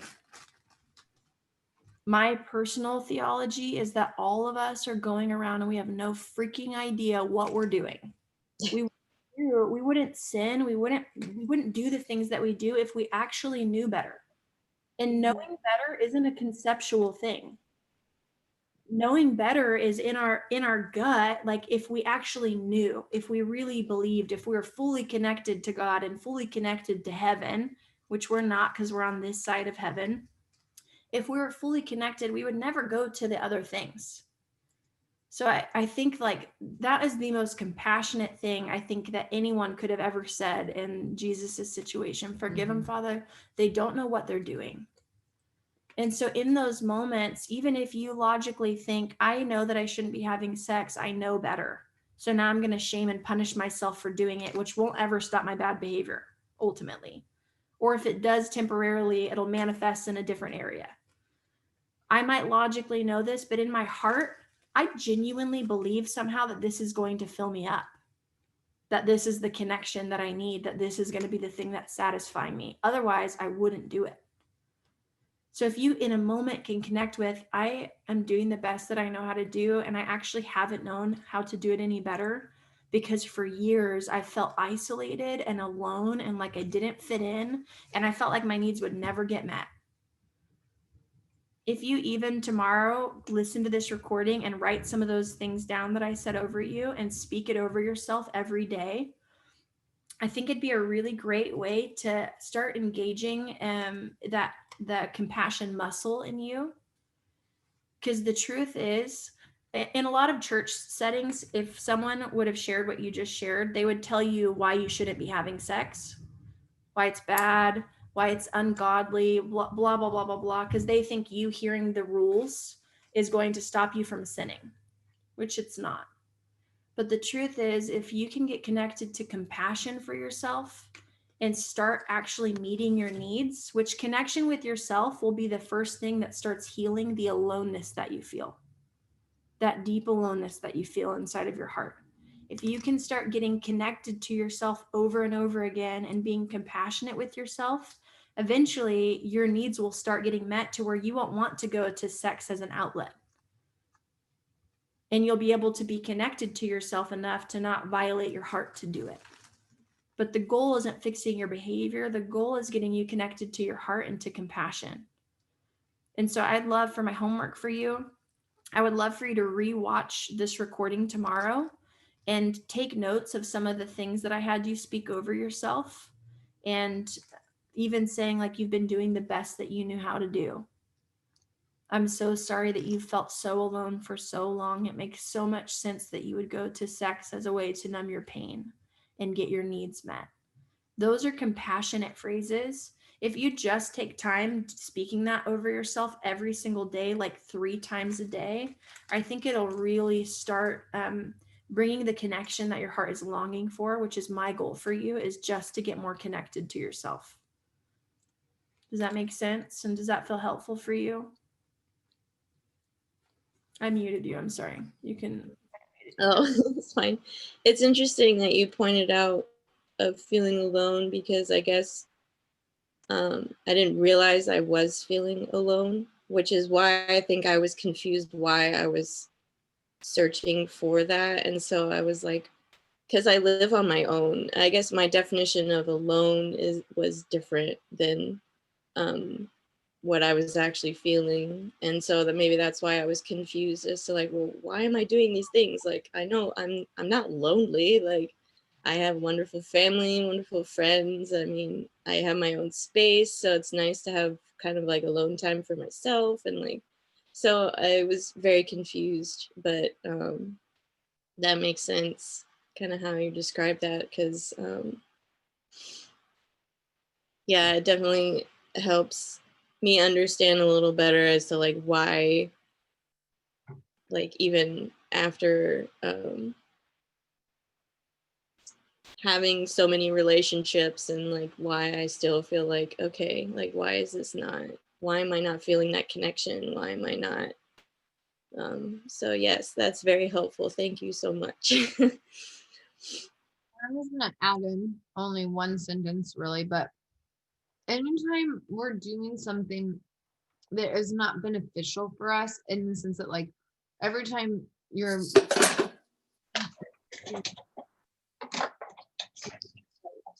Say all of that again.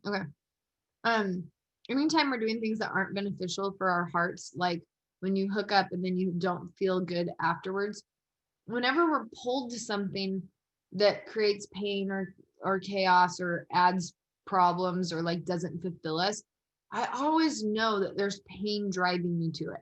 Sometimes pain is a little bit magnetic, where like it will tell you get the short-term solution, even though that might continue the pain cycle. So anytime you find yourself wanting to connect with that guy or wanting to message him or wanting to, the first thing you can do is like, okay, heart, what pain are you in right now? What am I trying to avoid? What's going on inside that I want to escape? It could be your aloneness. It could be that you have grief about your last relationship that you haven't done yet. It could be that you felt really out of control in this area before and you want to feel powerful. It sounds like there's some, like, I would think there's also some unresolved intimacy issues from your past relationship. So it'd be something to be like, okay, heart, what am I trying to fix through this circumstance that I need to actually just sit with and heal from the past? And that's pretty much what all of it. I mean, listen, there's so many ways that I try to avoid my pain and triggers and I run from it. So it's just human nature to want to do that. Not me. No, she's perfect. I'm perfect. I don't run for I don't try to fix everything in my life so that my pain goes away. You do. So it's this thing where it's a practice that I do with a lot of things. Like sometimes I just find myself wanting to be around my friends all the time, and I'll be like, okay, what am I trying to run away from inside me? So it's a good practice to just practice. That was good. Yeah, I like that. So that's your homework, is to rewatch this video, take notes, and then I think applying what Abby was teaching you. A lot of us, this is for everyone, which everything we did is for everyone too, but a lot of us are good at doing check-ins when we are in emergency situations. very good. AKA, I just had sex, or I just did something that ruined my life, or I just binged and purged, or whatever the extreme case scenario is for you. We're good at being like, oh shit, like I think I have to tend to something because I just made a huge mess. So we're good at showing up in emergency situations to take care of ourselves. And that's a step and a stage of the healing process. It's normal, it's not abnormal. But one thing that's really good that I highly encourage for all of you is to cultivate daily check-ins with yourself. Heart, what I like every morning, you guys, even if I don't take the time to listen, I always make time and space to just be like, heart, what do you need today? What are you feeling today? What's one way that I can love you? What's one way I can tend to you? And I might become aware in that moment, oh, I actually have a lot of pain in this area. I think I need to take time to feel that or process that or journal that. Or, oh, I'm feeling a deficit here. I need to take intentional time with Jesus today so that I'm not projecting that deficit onto the people around me. Or I might be really craving connection with people in my life. And so I might intentionally go have fun and spend time with friends that day. But if you can cultivate daily check-ins so that you can prevent getting into the emergency situations over time, if you get into an emergency, it's okay. You can clean up your mess. It'll be fine. But if you can cultivate that before you get into the emergency state, it's actually a really good way to start taking care of yourself so you don't get into the chaos.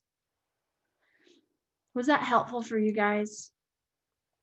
Yeah, did it on the chat? I know I'm seeing a lot of good stuff. Jessica, thank you for your vulnerability. Thank you for letting us in. I know that was really hard so for big. you, and I feel just a lot of respect for your bravery. Yeah, girl. You did a great job. Absolutely. Love you, killed girl. Thank you for sharing. Also very relatable. Oh yeah, I did it too, you guys. I had some days. No, me too. I've been around the block. So cool. I like hearing these. Yep, we're gonna go to the next question, and I might have to pee in just a minute for Mm. the 18th time today. Not a surprise. You guys, Abby and I take walks, probably 4 or 5 days a week. Uh-huh. I pee in a bush Every time. every time. I have to pee so often that I cannot even hold it for an hour-long walk. Maybe I have bladder problems. Maybe I just drink enough water. We don't know. I did it today. Okay, Hannah Rowe Edwards. Are you there? Yes, I am here. Oh, Hannah? look at you. You're cute. Thank you. I have a small bladder. I too. see your face all of the time, and I always think about how hungry you are. You're like always so engaged in everything that we're doing. And I just think, I don't know what you're doing with your life, but I always think, I wonder if she's learning so that she can start her own coaching business. I don't know what you're doing, but I always just think about how much hunger and intentionality you come with. And I love that about you. So that's all. You're welcome. I mean, I definitely feel like when I'm listening and taking in what you're leading other people in, like every time it just like pours into like something I'm going through, and actually it was something I was so afraid of with like the group therapy. Like when I was on the call, like on the onboarding call, and she was like, okay, so how it works is you get the one-on-one coaching. I was like, yes, okay, cool. And then she's like, and you have to open up to a whole group of people and go on a Facebook group. And I was like, oh my gosh, no, like that sounds so scary. But yeah, I've been so blessed by it. So this has been really cool. I love that. You've done a great job leaning in. Sorry, I burped. I just drank kombucha. Didn't hear it. It was like a leaning in.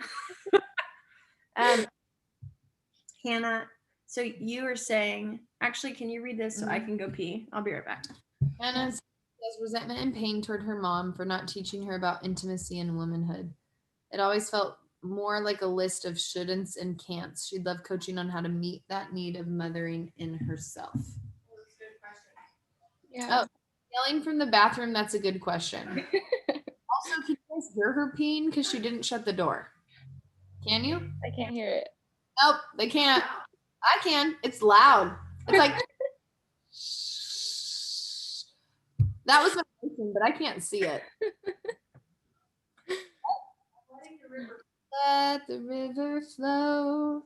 Okay. Let it go. Okay. Would you like to tell us a little bit anything else about that? Yeah, I was journaling a couple of days ago, and it came to me.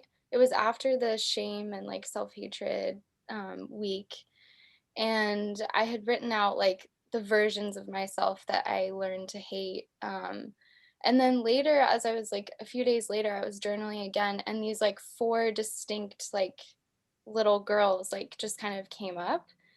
And one of them was when I was 13, and I felt like I was just starting to hear about like sex and sexuality from my older sister, and hearing her going through things and like not really understanding it and kind of wondering about it and being curious, but also being really afraid of it and feeling sort of ashamed when I started to like have those feelings towards boys.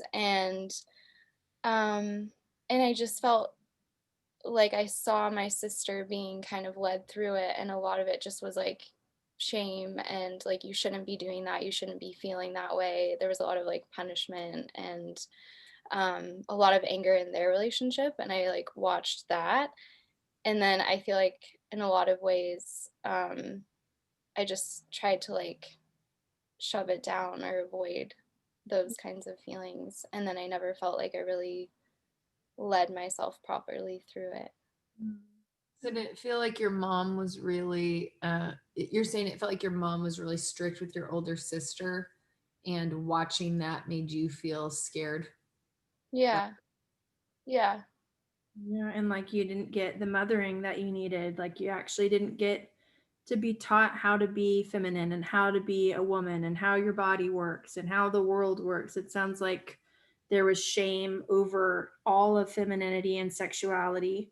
Yeah. Like, I have this huge deficit here because I don't feel like I got the things that I needed as a woman to feel confident in being a woman. Yeah. Sound right? Yeah, exactly. It makes a lot of sense. Yeah, I think a lot. I mean, how many people on this call feel like their parents didn't know how to teach them femininity and sexuality and all of that stuff? That feels like a very common thing that I've heard over and over Yeah. again. I have something to jump into. Go. Okay. All right. Do you feel good about closing your eyes? Yes. Okay. It'd be funny if you're like, no. It's like, you make me close my eyes a lot. I'm like, keep them open, see if it helps you. Super awkward.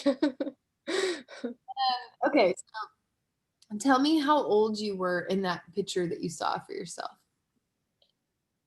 12. Okay. Can you tell me how long have you been doing the Alive and Free for? This is my 5th week. Okay. Do you feel safe with Sammy? Yes. Okay. So I want you to imagine 12-year-old you. She feels really awkward in her body and really awkward in her sexuality. And there's just a ton of shame and unknown things. And I want you to imagine Sammy bouncing into that room. I want you to see her walk up to you and grab you and pull you into her arms like a bear hug. And then I want you to see her just hold you there for a minute and be like, oh, girl, I'm sorry you're so alone on your woman journey. It's so scary to figure out how to be a woman and how to have a sexuality and what it's supposed to look like. I'm so sorry you feel alone in this. I want you to imagine her stepping back and then grabbing her boobs and being like, we get boobs. And her like squeezing them and joking, being like, you're gonna get boobs. And I want you to see her like turning around and like jiggling her butt and be like, you're gonna get a butt. Your body's gonna change, girl. This is gonna be so fun. It's gonna be so fun. You're gonna grow and you're gonna become more womanly, and there's gonna be hormones that make you want to rub your clitoris. And there's going to be hormones that all of a sudden make you feel things on the inside that you don't understand why you're feeling them. And you're going to want guys' attention, and you're going to want to be beautiful. Every girl in this process wants to be beautiful. And it's okay for you to want attention from men. And it's okay for you to have a sex drive and a sexuality. And I want you to see her literally putting her hand on her own vagina and saying, put your hand on your vagina. And I want you to literally do it while we're having this conversation. Put your hand on it. And I want you to imagine Sammy saying, okay, repeat after me. And you're going to say, vagina, you're a good part of my body. But you're actually going to say it. Vagina, you are a good part of my body.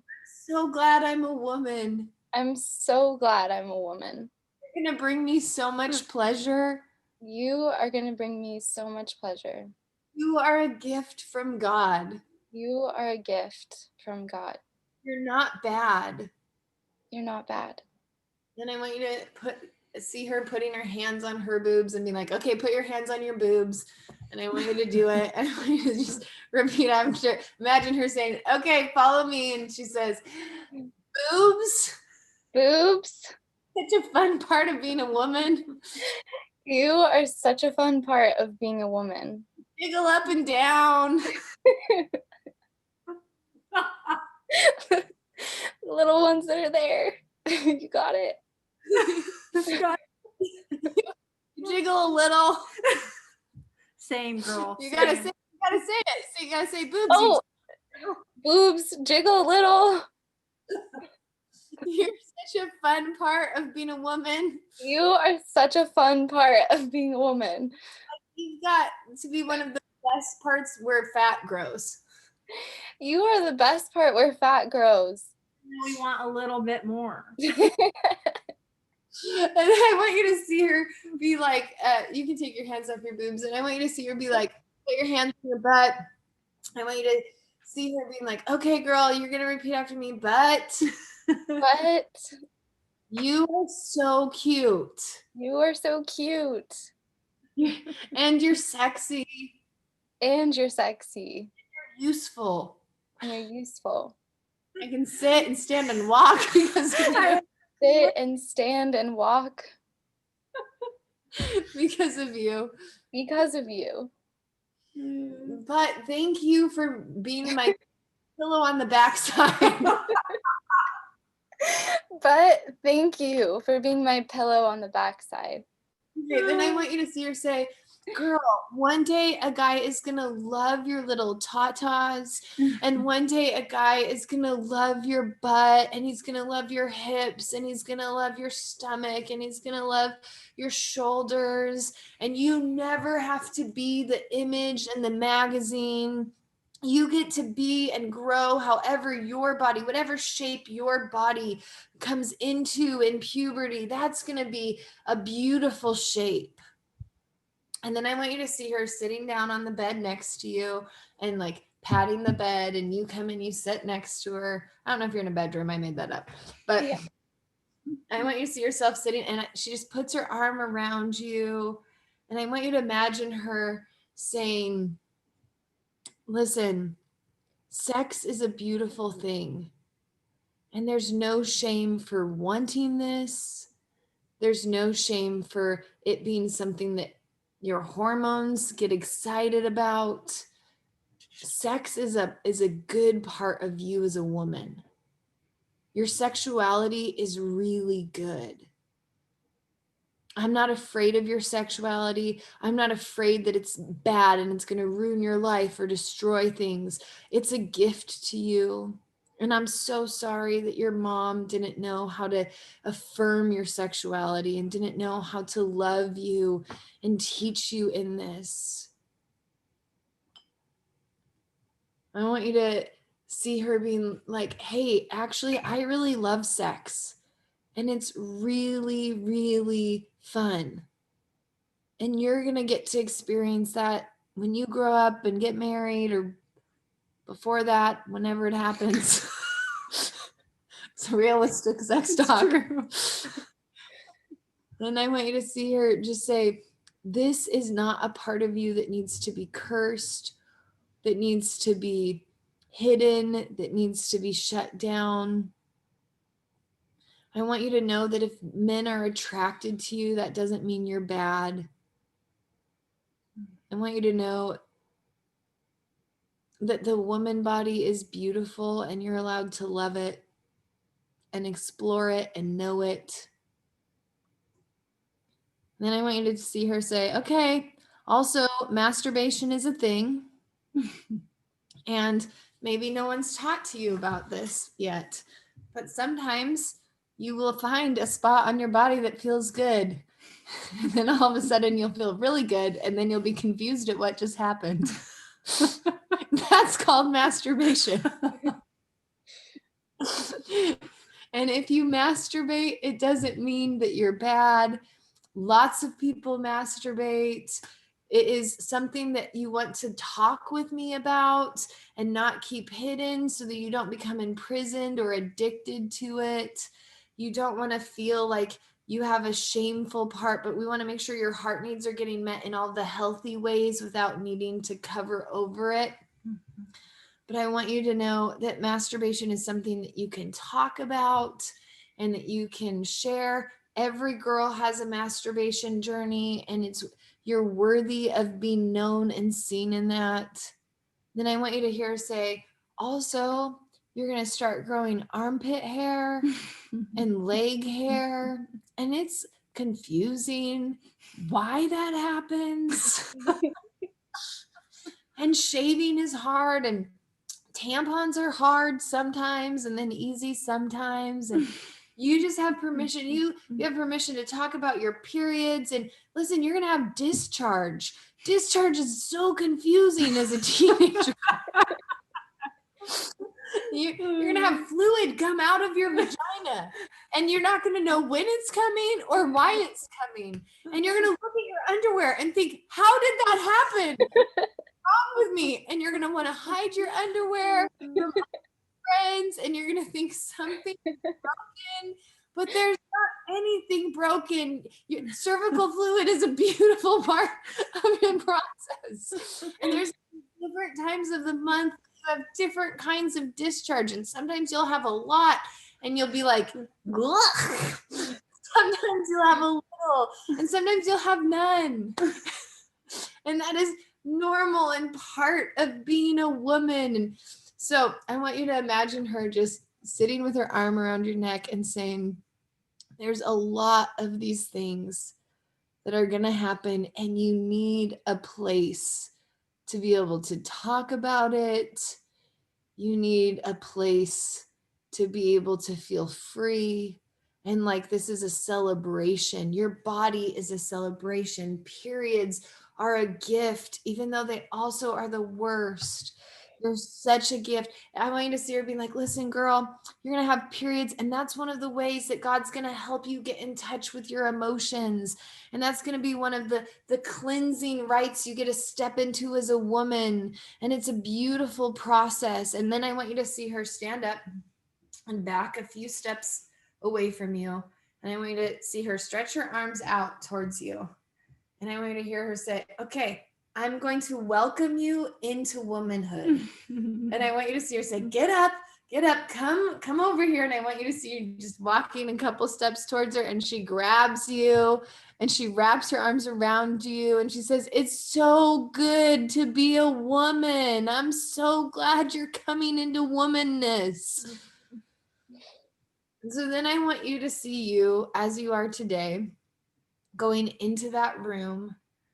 And I want you to see that 12-year-old girl. And I'm just going to have you repeat after me. Precious girl. Precious girl. I'm so sorry I learned to hate your sexuality. I'm so sorry that I learned to hate your sexuality. I'm so sorry that I shamed you I'm so sorry that I shamed you and avoided you. and avoided you. You really needed a mom I really needed a mom to help you navigate a lot of really hard things. to help me navigate a lot of really hard things. I'm sorry you feel so alone and stuck here. I'm sorry that you feel so alone and stuck here. Your mom probably never had a mom help her. Your mom probably never had a mom that helped her. And so she didn't know how to nurture you. So she just didn't know how to nurture you. And even though she was doing her best, And even though she was doing her best, it's okay that her lack of parenting affected you. it's okay that her lack of parenting affected you. Precious little Hannah, Precious little Hannah, you don't have to carry mom's shame about sexuality. you don't have to carry mom's shame about sexuality. You don't have to carry mom's shame about femininity. You don't have to carry mom's shame about femininity. Precious Hannah, Precious Hannah, give you permission I give you permission to embrace all of the parts of you, to embrace all of the parts of you, even though your mom never showed you how. even though your mom never showed you how. Are there any parts that you can feel of shame over femininity or sexuality, specifically that we haven't covered? I feel like my throat, it's like my voice or something is like shamed, like it's shameful to talk about it, or yeah, to fully be an empowered woman. It's like you should be like respectful and like more quiet or polite than be. When you said like embrace all the parts of you, like that really just like made me feel like just so much more open, my heart. So I'm just going to pray over you. Holy Spirit, right now, I want you to imagine Holy Spirit like a woman, like a very powerful woman who like is, oh, I always imagine her, she's not fully like a woman, she's like an essence. I want you to imagine Holy Spirit coming into your room like a breeze. And I want you to see yourself sitting there, and I want you to see the breeze like blowing through your whole space.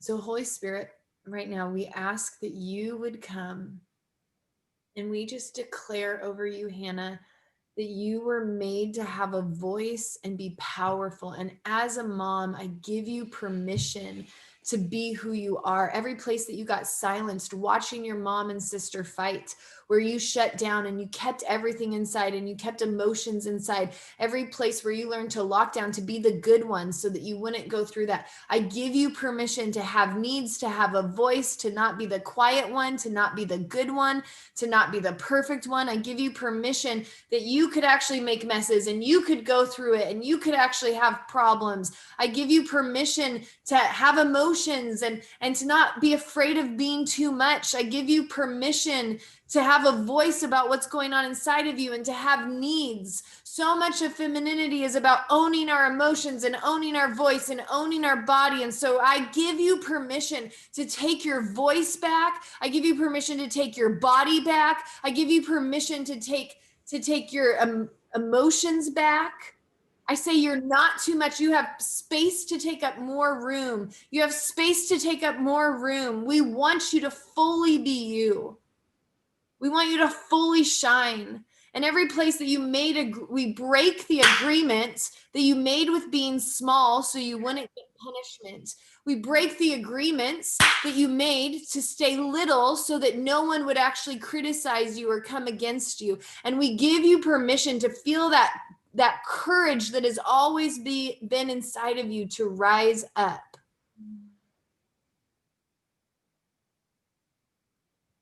And so I just want, if anyone else we'll come back to that, but if anyone else is on here and they just wish that they weren't a woman, I think I'm going to pray for all of those people. So if that's you, will you just wave like you've struggled embracing your femininity?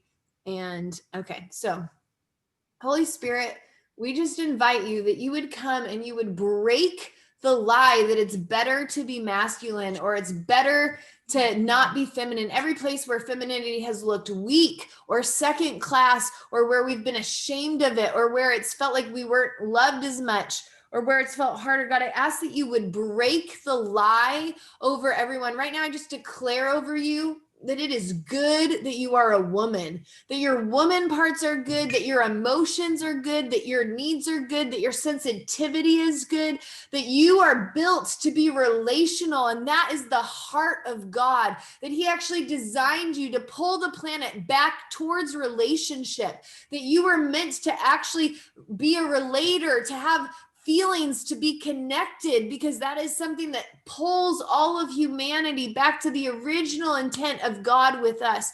And I declare over your sexuality that is good. Every place where women have hated their sexuality because it's caused them pain or because they had shame over it, God, we ask that you'd break the shame over being a woman, and that there would be breakthrough that would rise up where people would take ownership, that it's good, that it's the accuser's voice that would shame femininity. femininity, that the accuser has been going after women from the very beginning. And so I expose you, accuser, that it's your plan that we would hate being female, but actually God said it was good, and that he chose a woman to carry his very son in her body. And so I release you to come back to the truth that we as women are a gift to the planet, and that God likes how he made us.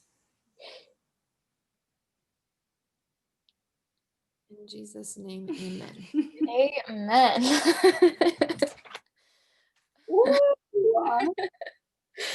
Oh, wow. I think everyone just got high on.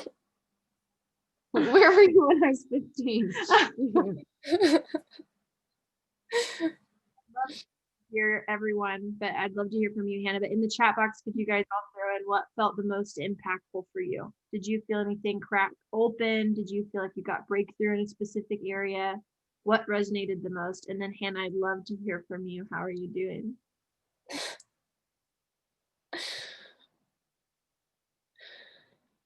Yeah, wow. I just going through that, like that mothering and just that like welcoming into womanhood. Like I just felt like I like walked through to be like welcome, like and just like actually touching the different parts of my body and being like, this is here and it's okay and it's not bad, and making it playful and making it fun.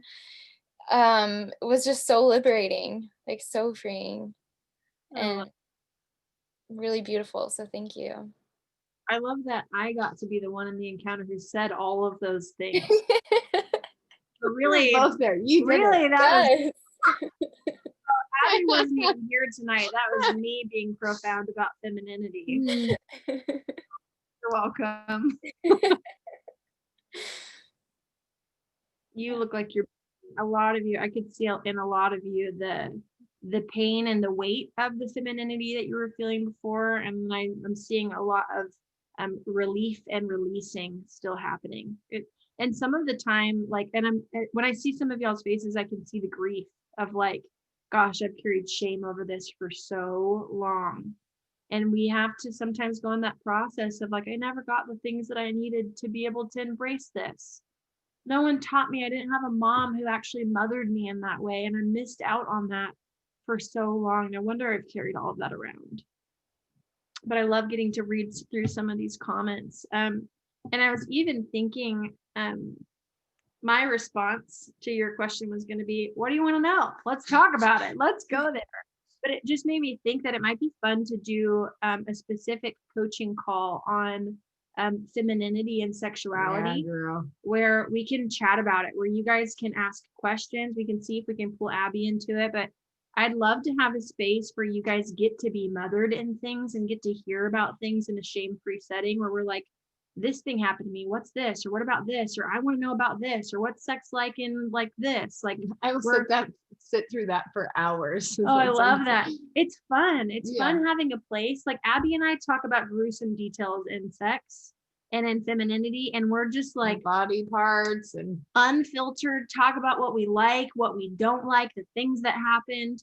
Being able to have a place where we have shame-free environment to be able to be curious and learn and share and understand and get uncomfortable and feel weirded out and challenge some of that stuff, and like hearing about things like that breaks shame. Yeah. So I was thinking it'd be really fun for us to do a spontaneous coaching call on that, and then some practical ways of like what femininity actually looks like. Totally. Ways to step in that. I just started a journey maybe a year ago leaning into my femininity, but there's a lot about like feminine and masculine energy and how we operate out of our masculine energy, and we're controlling and hard, and we use it as a protector. And so I'd love to talk about all of those things. So I'm going to put that on my schedule, and then we'll do that sometime soon, because I would love more practical things for you ladies, especially in a feminine community, for us to be able to have some of that. So I'd love to open that up. Would that be good for you guys? Would you like that? Yeah. I think we might need to have Abby here, because she's a lot more expressive than I am. And so I think it makes it like I feel more entertained at this call because she's here.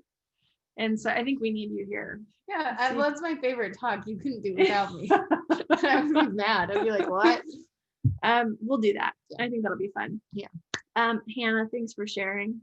Thanks for letting us into that. I'm glad that we all got to be in that space with you. Oh yeah. And girl, you are.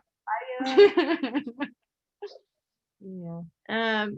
All right, it's 6:30 p.m. my time, which means we're coming to the end of our call.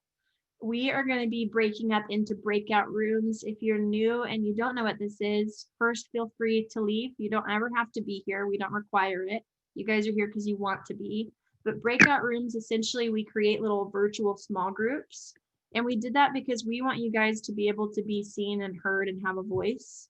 Are we taking a picture? Oh yeah. Are you but- gonna warn everyone? No. Oh, okay. Everybody, I'm gonna take a photo. Let's do a good one. Yay. Okay, breakout rooms, virtual small groups. The goal and the point of it is for you guys to get to build connection with women around you. I did a lot of my healing journey alone. I've done a lot of my life alone, and it honestly is really lonely when it comes down to it. Like, it's that feeling of like no one understands me. I don't have people that are on the same journey as me. I know that sounds repetitive. I just am trying to. I was really alone. And it felt really lonely. It felt really lonely. It felt, lots of people don't know this correlates. That's It felt isolating good. and alone. But it's so good to have like connection with women that are in the same Yeah. journey as you are. And that's why we created this as a course in a group coaching program, because I think a lot of what's missing from the individual counseling setting is being able to do the journey with other women. And so small groups, those are happening right now if you stay on. And I would love for you guys in that group to just share like what's one thing that was amazing for you with each other. What's one thing that was amazing for you, and what's one thing that was hard for you, or you recognize you had pain in an area, or you recognize that you felt uncomfortable in an area or had shame. I'd love for you guys to share on those two things. You don't have to, it's just a topic for you guys to be able to create connection on. And those will be open for an hour, and Taylor will be hosting those. So stay if you want to jump in on those. And how was the call for you guys? Was it a good one this week? Are you glad Abby was here? She's fun. One girl was like, I officially trust Abby now. I was like, Yeah, you know, "Yay." after Abby makes you talk to your vagina, she's in. 100%. I've done that at live conferences before. That's great. Okay. I know we touch each other a lot. We're very very touchy. nice. Love you, ladies. Thank you so much for trusting us. Thanks for leaning into this process. Thanks for your time tonight. And we'll see you. Abby won't be with me next. No, you will be with me next I'll week. be with you next week. Abby's going to be with me next week. And so we'll both see you next week. Have a good weekend. And thank you, Tay, for hosting the breakout room. Love you, ladies. Bye, guys.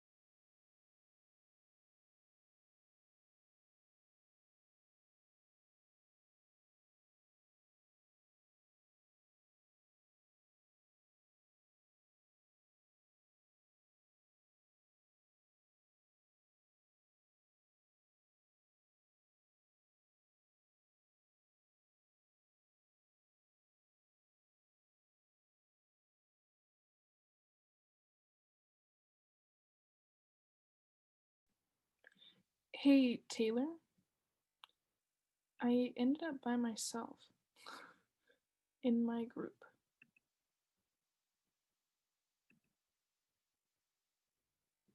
Hello? Is anyone there? Oh, okay, thanks.